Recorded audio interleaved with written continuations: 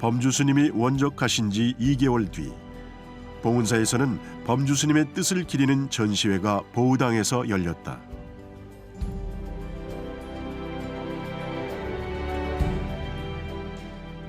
남북 평화 통일의 염원을 담아 분청 대장경 조성 기금을 위해 마련된 전시회. 범주 스님의 유작들을 한자리에서 만날 수 있는 기회다. 선향이 묻어나는 범주 스님의 작품들은 독창적이라 평가되는데 일반 선화가 평면적이라면 범주 스님의 선화는 원근감이 있다는 점이 특징이다. 범주 스님의 경우에는 서양화를 전공을 했기 때문에 그 같은 그림을 그리더라도 일반 그 불화를 전공한 사람들하고는 느낌이 다르다 이거죠.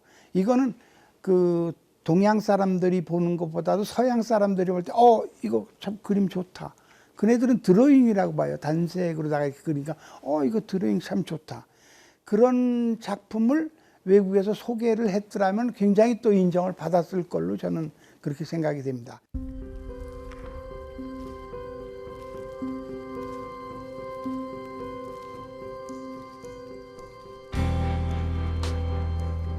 선화를 통해 포교 활동을 하던 범주 스님은 지난 1981년 미국 로스앤젤레스로 건너갔다.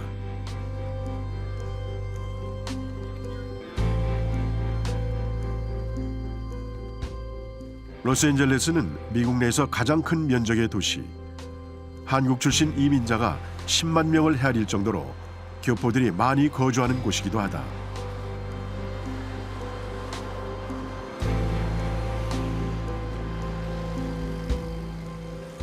특히 LA 코리아타운에는 해외 포교의 최일선에서 활약하는 수많은 한국 사찰들이 있다.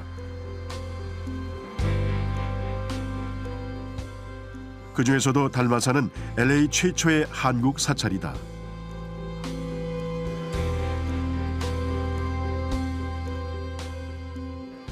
세계 4대 생물이라 추앙받는 숭산 스님이 창건한 절로 숭산 스님의 요청을 받아 범주 스님이 주지를 맡았던 곳이다.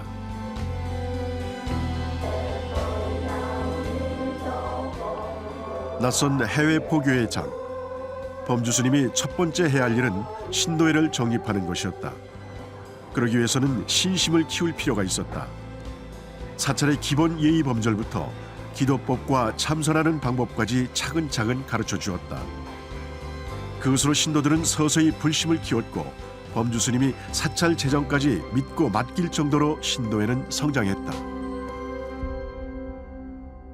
스님께 말씀을 법문을 들으면서 점점 빨려 들어가는 거예요. 그러면서 그 평온한 모습 때문에 마음이 그 정화되는 느낌. 너무 나 자신을 자꾸 채찍질하는 자꾸 그게 너무 심해져요. 자꾸 갈수록 자꾸 제가 보이고 제 모습이 보이기 때문에 좀 괴로울 때가 있어요. 내가 그게 바로 거기 가는 길이다 그런 말씀을 하시더라고요.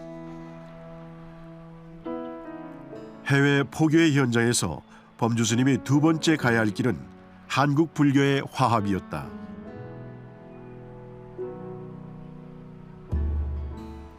한정된 교민들을 상대로 포교를 하다 보니 알게 모르게 사찰들 사이에 경쟁 관계가 형성됐던 것. 이에 범주 스님은 부처님의 탄생을 축하하는 대동 한마당을 계획했다. 한국 사찰이 하나 되는 시간, 초파일 전야제 개최를 시작으로 범주 스님은 여러 대중 행사들을 펼치며 LA 불교계에 화합의 기운을 불어넣었다. 한 5년 동안 이 재미 교포들을 포교하는데 아주 최선을 다했었죠. 그리고 나서 또 5년 동안은 그 뉴욕으로 가서 선화를 통해서 주로 미국 사람들을 위해서 전시회 또 퍼포먼스 또 이 선화 지도 이렇게 이 선문화를 통해서 이 한국의 이 불교 문화의 핵심인 선문화를 포교를 하다가 했었죠.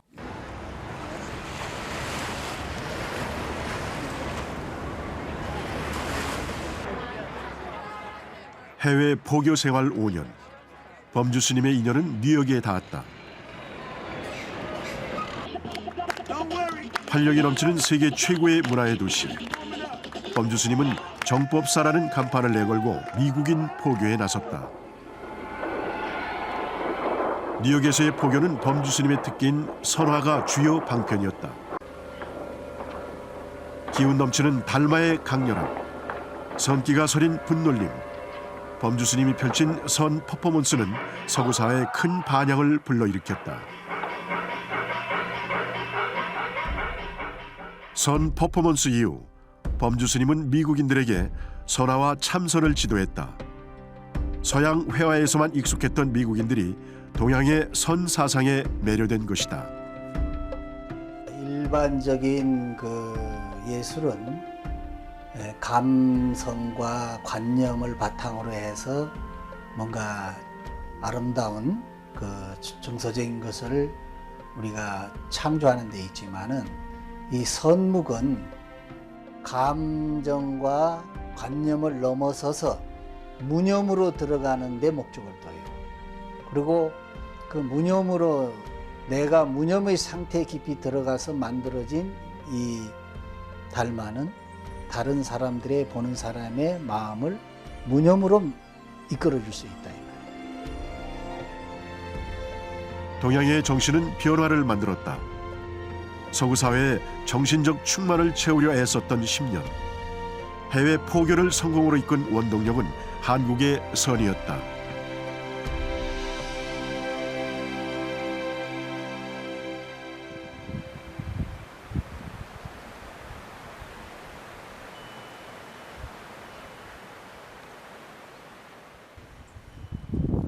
출가 이후 2번 강산이 변했다. 1989년 미국 생활을 마친 범주 스님은 출가를 다짐했던 속리산으로 돌아왔다. 법당 하나 변변치 않았던 절살림. 범주 스님은 상좌 도산 스님과 함께 표고버섯을 재배하곤 했다. 지금은 곁에 계시지 않는 스승이지만 오늘도 표고버섯 종균을 심는 도산 스님. 이렇게 심으면 사찰에서는 한 3년에서 5년 동안의 그 양식으로 쓸 수가 있습니다. 한 번 심어놓으면 한 3년에서 5년 동안 버섯을 따먹을 수가 있어요. 저는 잘라다가 이렇게 뚫어서 해놓으시면 큰 스님이 이걸 이렇게 심어주셨어요. 부지런하면 천하에 어려운 일이 없다 했던가. 잠시도 게으름이 없었던 삶. 범주 스님의 성불의 공덕은 후학들에게 이어졌다. 틈틈이 뿌려놓은 깨우침의 씨앗이 이제 결실을 맺는 것이다. 누구나가 다 그렇듯이 참 그 동자 때의 모습 내지는 엄마 뱃속에 있어서의 모습, 그 모습은 욕심도 탐낸 거 어리석음도 아무것도 없거든. 명상에 뭐가 필요가 있겠습니까? 큰 스님이 하시던 말씀이 거의 그거였습니다. 그것만 찾아가라. 그래서 그것만 찾는다면은 성불은 반드시 이루어질 것이다. 그렇게 가르쳐 주셨습니다. 한 생각 일으키면 사바요. 한 생각 놓으면 성불이다. 하지만 한 생각 놓아버리기가 그렇게 어려웠던 시절. 도산 스님은 초발심이 흔들릴 때면 범주 스님이 남겨놓은 표고버섯의 흔적을 되짚어 보는데 여기가 원래 여기 지금 꽃 내는 자리, 여기서부터 저 끝에까지 해서 어려운 절살림에도 참선만은 놓지 않았던 스승. 비움으로 깨달음의 깊이를 더해갔던 범주 스님이었다. 나는 이제 크게 놓았어요. 하루 면벽에 들어가시면은 거의 뭐 3일에서 일주일은 보통 그냥 그 방에서 나오지도 않고 계십니다. 이렇게 참선에 대해서는 대가였었고. 속리산의 풍광에서 범주 스님이 가장 좋아했던 곳. 달마 바위는 참선 수행터였다.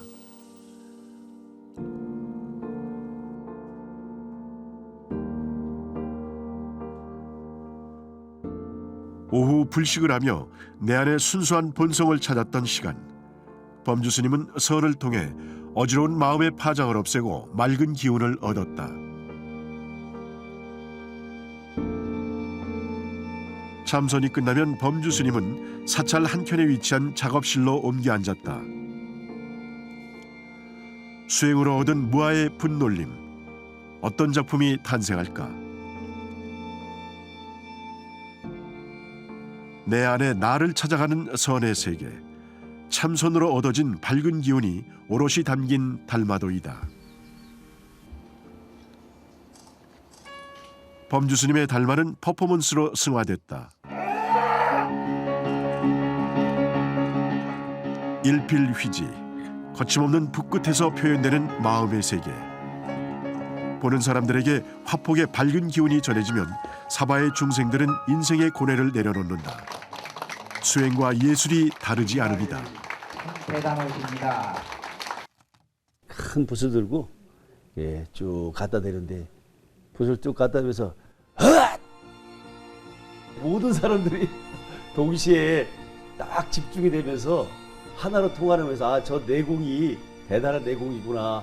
와, 저 힘이 어떻게 나오나.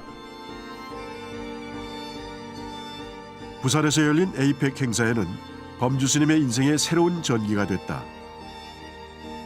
수행자의 붓끝에서 나온 한국 선의 향기가 세계의 지도층에게 널리 알려지는 계기가 된 것이다. 당신께서는 그거를 하나라도 더 보고 마음의 이 평화를 느끼게 하고 또 발심을 할 수 있는 그렇게 해야 하는 것이 바로 선폭이 아니냐라고 해서 시간만 남으면 그래요 여기 전시회를 해서 많은 사람들이 보게끔 하려고.